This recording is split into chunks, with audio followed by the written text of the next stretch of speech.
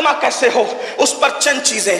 Number एक, गुर्बत के खात्मे की कोशिश करना है, बिलखुसूस नई जनरेशन को, नई नस्ल को।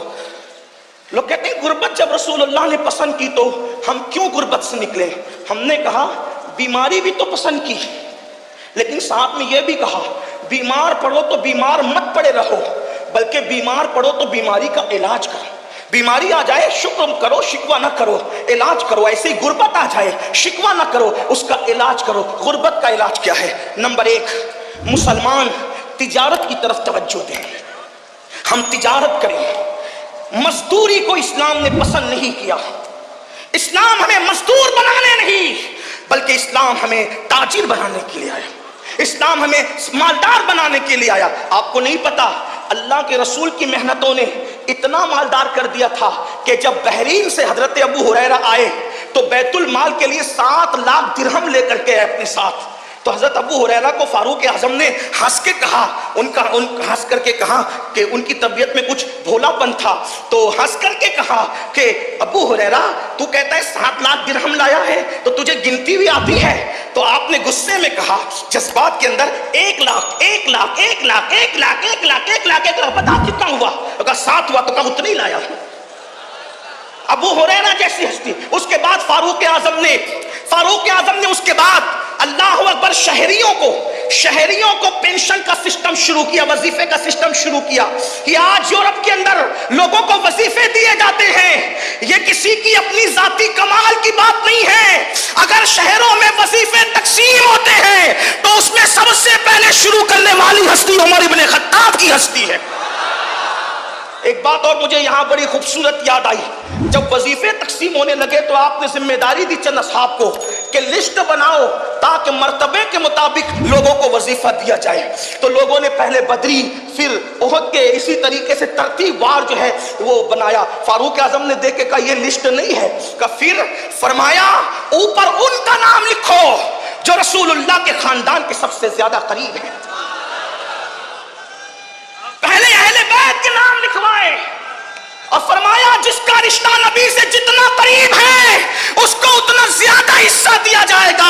और अज़वाजे मुतहरात को साबिक़ून अव्वलून मुजाहिदीन के बराबर वजीफा अता करके बताया कि सहाबा वो थे जिनके दिलों में अहले बैत से नफरत नहीं थी, बल्कि सहाबा तो थे वो जिन्होंने सबसे ज्यादा अहले बैत से मोहब्बत की है। और अहले बैत से जितनी मोहब्बत असहाबे मुस्तफा ने की है 14वीं सदी में कोई उसका तसव्वुर नहीं कर सकता। ये फारूक आजम रज़ी अल्लाह तआला का इश्क़ रसूल था।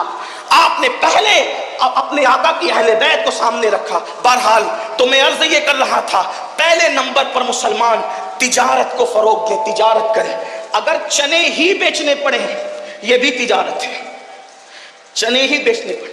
बल्कि यहां तक अल्लाह अकबर, अगर किसी को मार्केट में जिल्लत की जगह खड़े रहना पड़े तो अल्लाह के रसूल अलैहिस्सलाम फरमाते हैं कि जो रिज़्क़े हलाल के लिए जिल्लत की जगह खड़ा रहेगा अल्लाह तबारक व तआला उसको आखिरत की इज्जतों से नवाजेगा।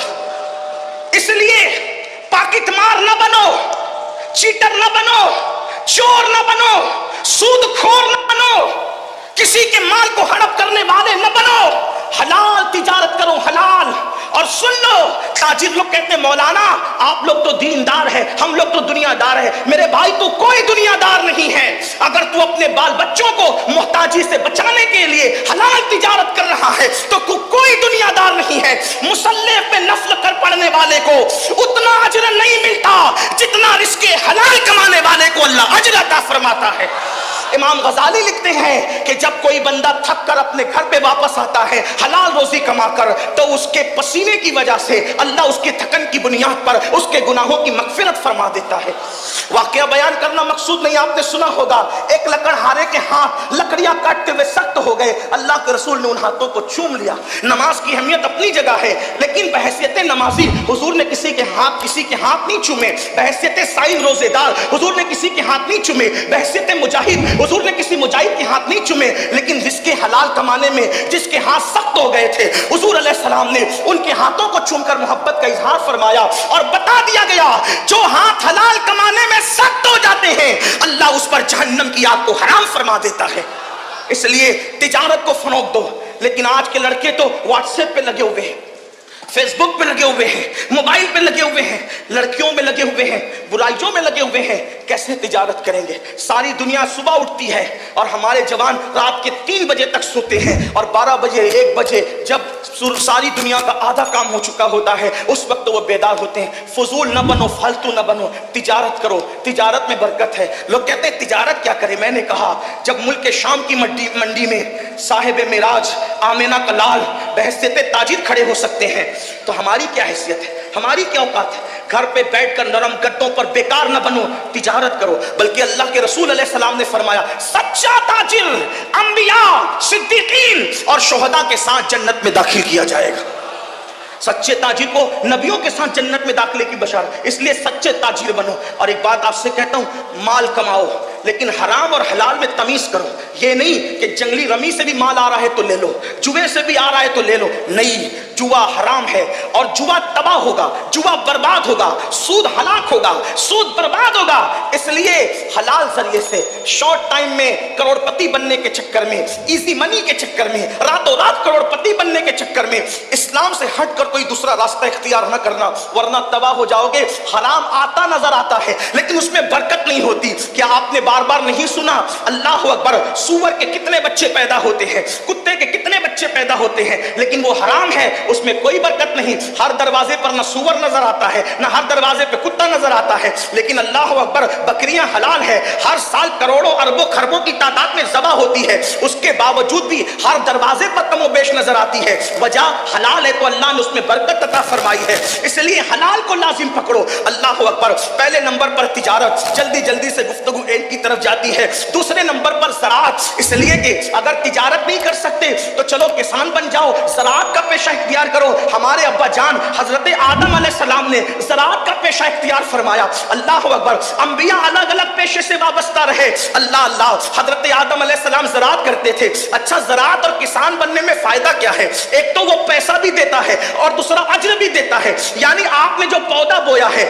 آپ نے جو درخت لگایا ہے، جب تک وہ تر رہے گا وہ اللہ کا ذکر کرے گا. جب تک ذکر کرے گا آپ کے نام اعمال میں ثواب لکھا جاتا رہے گا. جو اس کے سائے میں بیٹھے گا آپ کو ثواب ملے گا، جو اس کے پھول کی خوشبو سونگے گا آپ کو ثواب ملے گا، جو اس کا پھل کھائے گا آپ کو ثواب ملے گا. حتیٰ کہ اگر اس سے چڑیا بھی دانا چگے گی اللہ آپ کو اس کا بھی اجر عطا فرمائے گا اور صدقے کا اجر عطا فرمائے گا. یہاں تک کہ درخت لگا کے مر جاؤ گے تو مرنے کے بعد بھی جب لوگ اس سے فائدہ اٹھائیں گے تو اللہ آپ کی قبر میں آپ کو آرام عطا فرمائے گا. پیسے بھی آ رہے ہیں اور اجر بھی مل رہا ہے. یہی مذہب اسلام کی خصوصیت ہے. نمبر 3، تجارت، زراعت، اور اس کے بعد پھر دستکاری، کاراگیری کرو. آج کل لوگ گھر میں بیٹھ کے پیسے کمانا چاہتے ہیں. حضرت داؤد علیہ السلام اللہ کے پیغمبر ہیں، اللہ کے نبی ہیں، سلیمان علیہ السلام کے والد ہیں. آپ روزانہ بھیس بدل کے نکلتے تھے کہ میں اپنے بارے میں پوچھوں کہ میری کمی کیا ہے. حالانکہ جو بھی نبی ہوتا ہے اس میں کبھی کوئی کمی نہیں ہوتی، کیونکہ نبی کو اللہ کامل و اکمل بنا کر بھیجتا ہے. چاہے اس کا نسب ہو، چاہے اس کا حسن ہو، چاہے اس کا علم ہو، چاہے اس کا تقویٰ ہو، اس کا بولنا ہو، چلنا ہو، پھرنا ہو، معصوم ہوتا ہے نبی. لیکن جن کے رتبے ہیں سوا، ان کو سوا مشکل ہے.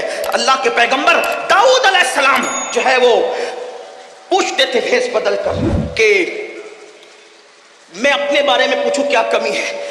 جس سے ملتے تھے سب کہتے تھے کیا پیغمبر، کیا انسان ہے، کیا ہستی، سب تعریف کرتے تھے. لیکن آپ مطمئن نہیں ہوتے تھے، کچھ تو ہے، کچھ تو ہے. ایک دن اللہ نے جبریل علیہ السلام کو بھیجا، کہا آپ جاؤ اور بتاؤ، آئینہ دکھاؤ کیا کرنا ہے. حضرت جبریل آئے انسانی شکل میں، ان سے ملاقات ہوگی تو کہا داؤد کیسے؟ کہا آدمی بہت اچھا ہے لیکن اپنے ہاتھ کی کمائی نہیں کھاتا. آدمی بہت اچھا ہے مگر اپنے ہاتھ کی کمائی نہیں کھاتا. اگر اپنے ہاتھ کی کمائی کھائے تو پھر اور بات ہے. پلٹے روتے ہوئے اور اللہ سے دعا کی، مولا مجھے کوئی ہنر سکھا دے. تو اللہ نے آپ کے ہاتھ میں لوہے کو ایسے نرم کر دیا جیسے عورتوں کے ہاتھ میں آٹا نرم ہوتا ہے، اور اللہ نے ان کو زرہ بنانے کا ہنر سکھایا. بادشاہ ہو کر بھی زرہ بناتے تھے اور بیچ کر کے اپنا جو ہے وہ رزق حاصل کرتے. نبی زرہ بنا سکتا ہے، نبی زراعت کر سکتا ہے، نبی تجارت کر سکتے ہیں. ہمارے اندر کون سے سرخاب کے پر لگے ہیں کہ